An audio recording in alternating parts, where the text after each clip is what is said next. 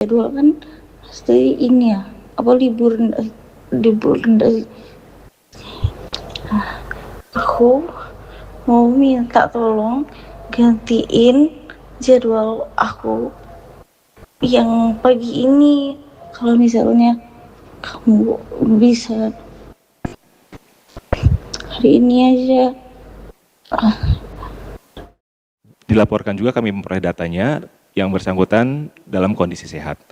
Adapun di stase RSUD yang pertama beliau masuk di IGD karena di dalam internship ini di rumah sakit ada 2 tahapan, yaitu nanti di UGD terlebih dahulu atau di Bangsal. Jadi di sana dari sekitar 15 orang itu dibagi 2 kelompok besar, kelompok kecil. Jadi ada yang mengawali stasenya di IGD terlebih dahulu, di tahap yang lainnya menjalani stase di ruang rawat inap atau di Bangsal. Demikian pun sebaliknya, dan itu masanya adalah 3 bulan, 3 bulan. Selanjutnya, di slide selanjutnya kami laporkan, di tanggal 26 Maret ketika menjalani stase IGD tadi di Kuala Tunggal, Dr. MAA ini merasakan gejala penyakit dan tetap bertugas di UGD. Kemudian, yang bersangkutan menjalani pengobatan mandiri. Nah, keluhan ini terus berlanjut di tanggal 31 Maret 2026, yang bersangkutan juga masih kondisinya demam batuk pilek ya, dan jaga malam. Selepas jaga malam, yang bersangkutan nanti ada minta untuk diinfus, nanti kita akan lihatkan videonya. Dan dokter Amami tidak melaporkan kondisinya kepada dokter pendamping. Jadi selama ISIP ini, setiap peserta ISIP akan didampingi oleh 1 orang pendamping. Nah, boleh diklik yang demam batuk pilek, kami akan sampaikan gambarnya. Oh, ini voice note ya, maaf, ini voice note. Jadi Dr. Mita sudah sakit semenjak tanggal 31 Maret, boleh diperdengarkan voice note-nya. Diklik. Ini transkrip narasinya ya. Jadi Dr. Mita ini menyampaikan keluhannya ke Dr. M ya, merupakan rekan ISIP ya, di tanggal 1 April. Bisa didengarkan ya? Kok kelihatan sakit nian gitu. Iya bang, Mita bilang kan batuk pilek bang, demam panas nian, silau udah bisa buka mata gitu kan. Dicobanya lah bang tuh, oh panasnya katanya jam 12-an tuh ya, ini 40-an ini katanya 41 gitu. Injek bela bang, udah ada bang injek, udah usah bang kata Mita sakit, Mita takut gitu kan. Udah ada injek, ambil lah dulu ini katanya. Dia kayak buah aja kan, udah usah bang minum obat biasa, sudah minum lah PCT 1000 mili gitu, dikasih lah 1000 mili jam. Nah, berikutnya di voice note yang kedua juga masih kepada rekannya Dr. M. Silakan diperdengarkan kembali. Belum minum, terus tuh kayak yang apa ya Renca, nggak baca, napas aku panas, hidung aku panas, semua hal ini nih panas, sepanas itu Ren memang. Tapi aku gigil, minum kata bang tuh, buka be maskernya. Aku pakai masker karena aku batuk pilek kan, takut be gitu kan. Buka be, biar baca nafasnya enak, minum. Mual bang, nak muntah gitu ya sudah aku ambilkan obat. Dan ambilnya obat Diolanso biasa sih memang. Cuman Nah, kemudian ada juga dilanjutkan di voice note yang ketiga, disilakan diperdengarkan. ayo sudah mendingan, tapi mati nian Ren, perasaan tuh kayak mati nian malam itu tuh. Sampai jam 2 sampai ini injek paksa injek itu disuruh tidur di dalam. Aku udah mau kan, karena kayak ya segan be abang tuh di situ gitu kan. Makanya aku di dalam, tapi di dalam tuh Bang Mufti dia tidur juga. Nah, abis itu sampai jam 2 sekian, dan tuh pasien tuh kan banyak Ren, maksudnya tuh ada yang masuk lagi ya, 2 nak konsul jelek galau. Pasien aku pun yang jelek itu tuh jadi dipegang Bang David gitu kan. Bang, pokoknya selama ada space waktu aku selalu bilang bang maaf yo bang makasih yo bang gitu. Dia sudah ada apa-apa istirahat lah katanya bang tuh ya. Sudah jam 2 sekian, hampir jam 3 tuh. Baik, kembali ke slide kronologi. Jadi ada event lain di tanggal 31 Maret ini yang menarik. Jadi ada pemanggilan dokter peserta ISIP ini, yang dokter umum ini, oleh pendamping, dokter J namanya pendampingnya, itu dikumpulkan di tempatnya dokter S. Nah, dokter S ini adalah salah satu pendamping di stase puskesmas ya. Nah, untuk membahas komentar salah satu ISIP di sosmed dan di ada website servaninsip.net itu di mana salah satu ISIP ini memberikan komentar-komentar kritikan-kritikan terhadap program ISIP gitu kan. Nah boleh diklik di awalnya di pemanggilan dokter ISIP dulu, ini kami temukan buktinya. Ini jadi dokter J ini lalu mengundang semua peserta ISIP untuk datang ke kediaman dokter S ya, di sore hari. Kembali ke sebelumnya, nah kau coba di komentar di salah satu medsosnya. Nah ini kok salah satu peserta ISIP ini berkomentar, nah, setuju agar daerah-daerah yang bla bla bla bla gak seenaknya sama dokter ISIP, masa kerja setiap hari tapi dokter pembimbingnya bla bla bla. Itu ada keluhan, ada kritikan-kritikan ini yang disampaikan ke Wahana oleh salah satu ISIP. Nah kemudian juga ada beberapa komentar, boleh kembali ke slide sebelumnya.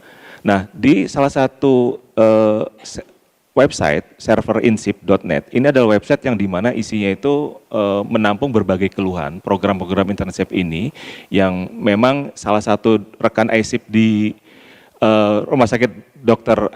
Daud Arif ini menyampaikan keluhannya. Ya ini menyampaikan tentang deskripsi pekerjaan. Jadi administrasi, beberapa dokter spesialis ada yang bisa diajak diskusi seperti sasa anak dan bedah. Kalau dokter Obgyn dan dokter PDI jangan harap karena mereka orang anti kritik dan sulit dan seterusnya. Jadi ada beberapa kritikan-kritikan yang memang ini akhirnya peserta ISIP dipanggil oleh pendamping. Boleh kembali ke slide sebelumnya. Nah berikutnya di tanggal 11 ini dokter MAA masih jaga pagi di IGD dengan kondisi masih batuk pilek, demam. Diberikan obat oleh dokter IGD. Demikian pun di tanggal 12. Nah di tanggal 13 April, di mana 13 April ini hari ulang tahun dari dokter MAA. Jadi dia mendapatkan infus, jadi pasca jaga malam. Kemudian di UGD dia mendapatkan infus, dipasang infus. Dan nanti coba bisa diklik dokter MAA.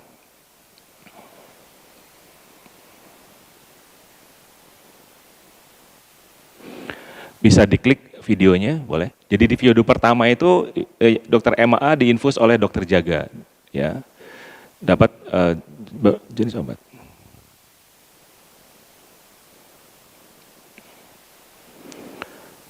Ya. Nah ini di video kedua. Ya, semuanya. Semoga sehat habis potong tumpeng ini. Bismillahirrahmanirrahim, ya Allah, selamat ulang tahun. Satu perempat ada nih. Ya Allah, udah hati kuasa nih, tidak bergerak dia. Iya. Udah. Ya, syaratnya dulu. Jadi dokter Elma merayakan ulang tahunnya dengan kondisi pasca jaga malam dengan tangan terinfus, kondisi tadi masih ada keluhan demam batuk pilek ini ya. Dan di tanggal 15 April pagi tepatnya ada informasi dokter MA ini mengirimkan voice note kepada rekan ISIP-nya. Jadi meminta digantikan jadwal jaganya. Dengan terdengar nafasnya itu sudah agak sesak ya. Boleh diperdengarkan silakan. Astri, aku mau minta tolong. Mau minta tolong. Jadi kalau dari jadwal kan Astri ini ya, apa libur rendah. Aku mau minta tolong gantiin jadwal aku yang pagi ini. Kalau misalnya kamu bisa hari ini aja, nanti yang malam biarlah Rana nanti yang gantiin. Aku nggak kuat, Astri. Ya, selanjutnya berdasarkan informasi keterangan dari rekannya, dokter A ini bersedia menggantikan dokter MAA untuk jaga di IGD. Kemudian di sore harinya tanggal 18, ibu kandung dari dokter MAA ini menghubungi MZ itu kakak angkatnya yang ada di Rumah Sakit Kuala Tungkal dan langsung menghubungi dokter F untuk mencari dokter MAA karena informasinya ibunya menghubungi dokter MAA itu nggak bisa. Nah dokter MAA ternyata ditemukan oleh dokter F setelah dihubungi oleh MZ tadi. Ini di bawah tangga terdapat di bawah tangga tempat kos sedang berdiri dalam kondisi linglung. Jadi tidak menggunakan jilbab, mengenakan celana pendek dan atasan seragam scrub. Setelah ditanya oleh dokter F tadi, dokter MAA menjawab dia ingin berangkat jaga. Jadi kondisi sudah agak confused, linglung, mungkin ada hipoksia di situ. Jadi sehingga yang bersangkutan tidak menyadari bahwa atribut atau seragam ketika mau berangkat jaga itu tidak lengkap. Kemudian di 15 malamnya setelah kejadian tadi, dokter MAA diantar dan ke UGD oleh rekan-rekannya karena juga dihubungi oleh ibunya bahwa dokter MAA tidak bisa dihubungi tadi, dan dokter MAA dijemput oleh satu orang perawat UGD dan dibawa ke UGD dengan menggunakan motor ya. Dan dokter M dan dokter F yang rekan ICP itu ikut mengantar.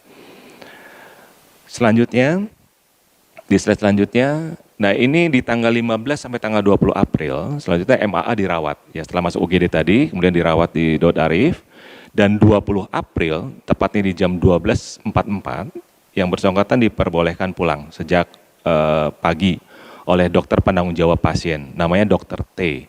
Namun dokter MAA ya yang bersangkutan meminta untuk diobservasi dulu hingga siang hari. Jadi baru bisa pulang pukul 12.44. Namun setelah pulang ya dokter MAA ini mengeluh demam tinggi lagi ya. Dan akhirnya jam 4.35 di hari dini hari ya atau subuh ya di hari berikutnya dokter MAA masuk UGD lagi dengan keluhan sesak dan demam. Terus dokter MAA jam 10.30-nya keluarganya datang ya. Keluarga ini berada di Oku Selatan. Jadi keluarganya datang ke Kuala Tungkal, kemudian menjemput dokter MAA dan pihak keluarga membawa dokter MAA ke Rumah Sakit Umum Daerah Raden Matahir Jambi. Boleh diklik gambarnya proses mengantar keluarga ini. Nah, jadi transfer dari Rumah Sakit Matahir Jambi dengan mobil pribadi karena untuk proses transfer ini harus masuk UGD dulu, kemudian harus melewati rute yang ibunya ingin cepat supaya bisa diantar. Nah, atas inisiatif itu akhirnya menggunakan mobil pribadi dan terpasang oksigen pinjam dari dokter pendamping. Dan proses transfer tanpa melalui rute dan tidak menggunakan ambulans ini ya, karena tidak mengikuti proses yang tadi. Yang seharusnya dengan kondisi seperti ini harusnya juga menggunakan ambulans. Nanti kita akan lihat ini. Kembali ke slide sebelumnya. Kemudian di slide selanjutnya. Nah, di tanggal 21 April pukul 13.54 dokter MAA masuk UGD. Jadi tiba di Jambi ya dari Kuala Tungkal tadi, diantar oleh keluarganya dan masuk IGD Rumah Sakit Matahir Jambi dengan keluhan batuk dan sesak nafas. Kemudian di tanggal 24 prosesnya sudah dirawat ya dan diperbolehkan pulang ya. Jadi sekitar 3 hari ya dirawat di Rumah Sakit Matahir Jambi, diperbolehkan pulang oleh dokter penanggung jawab di Rumah Sakit Matahir Jambi namanya dokter M, dan direncanakan untuk kontrol ke poli paru di tanggal 29 April 2026. Nah, namun pada saat itu hasil pemeriksaan dari dokter Mita ini oleh keluarga belum diterima. Selanjutnya tanggal 24 ini oleh keluarga diantar ke Kuala Tungkal untuk melanjutkan proses ISIP-nya. Kemudian tiba di Kuala Tungkal, nanti boleh disampaikan di slide selanjutnya. Nah, ini perjalanan dari Jambi ke Kuala Tungkal. Jadi karena sudah diperbolehkan pulang kondisi sehat dan dokter MAA ini ingin melanjutkan proses ISIP-nya. Namun setelah lihat kondisi, pendampingnya menyarankan agar yang bersangkutan beristirahat sekitar 1 minggu atau 2 minggu di kosan. Nah, karena memang kondisinya dapat istirahat, ibunya meminta izin untuk dibawa ke rumah di Oku Selatan, ya, karena ingin dirawat oleh keluarganya. Karena kalau di kosan itu nanti tidak ada siapa-siapa, karena rekan satu kosannya juga semua sedang melaksanakan ISIP. Nah, kalau boleh digambarkan, perjalanan dari Jambi ke Kuala Tungkal yang jaraknya kalau kami hitung pakai Google Maps itu ada sekitar 120 km. Ya, di waktu tempuhnya sekitar 3 jam perjalanan darat menggunakan mobil. Nah, kemudian di tanggal 25 ya setelah diperbolehkan pulang kembali dari Kuala Tungkal ke Jambi. Ya, jadi ke Okus itu melalui Jambi. Nah, ternyata berdasarkan informasi yang kami dapat, keluarga tidak mengantar langsung ke Okus, tapi dibawa ke Palembang dulu, ya, untuk istirahat, ya, karena perjalanan sangat jauh itu 395 km lebih kalau sampai ke Okus Selatan, ke Palembang saja sekitar waktu tempuhnya sekitar 10 jam. Nah, tiba di Palembang itu 25 April malam. Nah, di sana tinggal di saudaranya keluarga MAA. Jadi ada keluarga di Palembang, ada adiknya ya. Nah, kemudian di sana dirasakan ada demam oleh dokter MAA. Ya, jadi kemudian dirawat dulu, kemudian baru pagi harinya, ya itu di subuh ya kurang lebih pagi harinya itu diantar dari Palembang ke Okus. Jadi melaksanakan perjalanan lagi sekitar 324 kiloan kalau saya coba cross check di Google Map. Itu waktu tempuh sekitar 6 jam. Dan tiba di Okus itu sekitar pukul 16. Namun karena kondisinya demam, langsung masuk ke klinik Ismada. Nama klinik ini adalah milik paman dokter MAA. Dan di sana hanya 2 jam langsung minta kita keluarganya untuk dibawa ke Palembang. Tepatnya ke Rumah Sakit Husin Palembang. Jadi hanya 2 jam di klinik tersebut, balik lagi ke Palembang. Nah, balik ke Palembang, ini dokter MA dirujuk dari klinik itu ke Rumah Sakit Umum Pusat Muhammad Husin Palembang, ini rumah sakit milik Kementerian Kesehatan, melalui Sisrute. Jadi ini memang sesuai prosedur.